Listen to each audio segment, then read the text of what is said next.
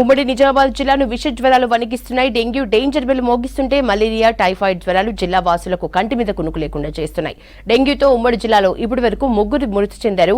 విష జ్వరాలతో జనం హాస్పిటల్స్ కి క్యూ కడుతుంటే ట్రీట్మెంట్ పేరుతో ప్రైవేటు హాస్పిటల్స్ దోపిడీకి తెరలేపాయి.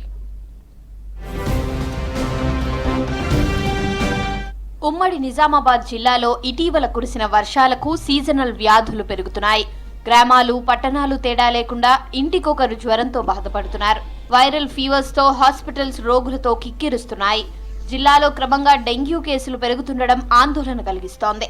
ఈ సీజన్లో ఇప్పటి వరకు 106 డెంగ్యూ కేసులు నమోదయ్యాయి. రాష్ట్రంలో అత్యధికంగా డెంగ్యూ కేసులు నమోదవుతున్న జిల్లాల్లో ఉమ్మడి నిజామాబాద్ 2వ స్థానంలో ఉందని డాక్టర్లు చెబుతున్నారు.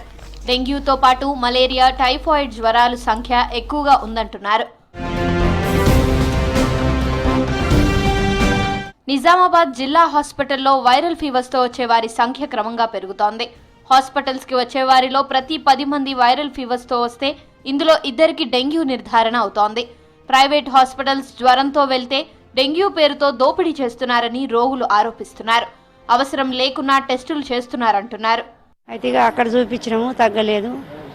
మరి అక్కడికి వెళ్ళి మరి ఇక ఇది ప్రాబ్లం ఉన్నది, షుగరు, మరి మళ్ళీ జ్వరం వచ్చింది బాగా ఇదని అంటే ఇక్కడ వచ్చి లివర్ ఖరాబ్ అయింది అని అంటే ఇక్కడ వెళ్ళి నీరు వచ్చింది దాని మీద అంటే మరి అక్కడ కాదంటే మరి క్యానింగ్లు అన్నీ తీసుకెచ్చుకొని ఇక్కడ వచ్చి వైరల్ ఫీవర్, బాడీ పెయిన్స్, ఈ హెడేక్ మొత్తం ఇట్లా పిండేసినట్టు అవుతుంది. జ్వరము, చలి విపరీతంగా ఉంది. ఇవాళ ట్రీట్మెంట్ అవుతుంది. జైన్ డెంగ్యూ జ్వరం అంటే సార్ అటు గన్నరంలో చూపెట్టినాము. ఒక 4 రోజులు 5 రోజులు చూపెట్టాము, తగ్గలే. కక్కుడు, కాలకు, జ్వరం, ఫుల్లు చలి. అయితే మరి ఎట్లా పోలో పైసలు లేవని గవర్నమెంట్ హాస్పిటల్కి వచ్చినాము. ఇప్పుడు కొంచెం తక్కువ ఉన్నది, జ్వరం తక్కువ ఉంది, కక్కుడు తక్కువ ఉంది. అప్పుడప్పుడు చలి వస్తుంది, జ్వరం వస్తుంది.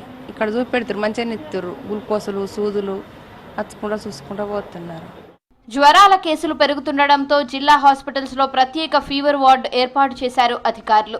ఈ వార్డులో 36 మంది ఉన్నారు. ఇందులో 3 డెంగ్యూతో బాధపడుతున్నట్లు డాక్టర్లు చెబుతున్నారు. హాస్పిటల్లో రోజు 1900కు పైగా ఓపీ నమోదవుతోంది. ఇందులో మెజారిటీ కేసులు డెంగ్యూ, వైరల్ ఫీవర్స్ వే ఉన్నాయంటున్నారు డాక్టర్లు. వైరల్ ఫీవర్స్ రావడం జరుగుతుంది. ఈ వైరల్ ఫీవర్స్లో ఎక్కువగా స్కూల్ పిల్లల్లో వైరల్ ఫీవర్స్ ఎక్కువ ఉన్నవి.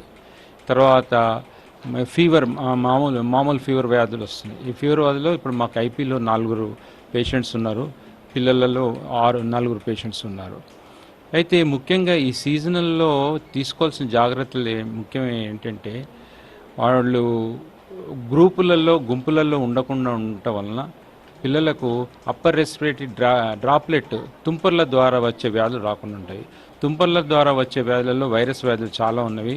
గొంతు నొప్పి, తర్వాత దగ్గు, సర్ది, దురదలు ఇవన్నీ రావటం జరుగుతుంది. ప్రైవేట్ హాస్పిటల్స్ చేస్తున్న అడ్డగోలు టెస్టులపై వైద్య ఆరోగ్య శాఖ నిఘా పెట్టాలంటున్నారు జనం.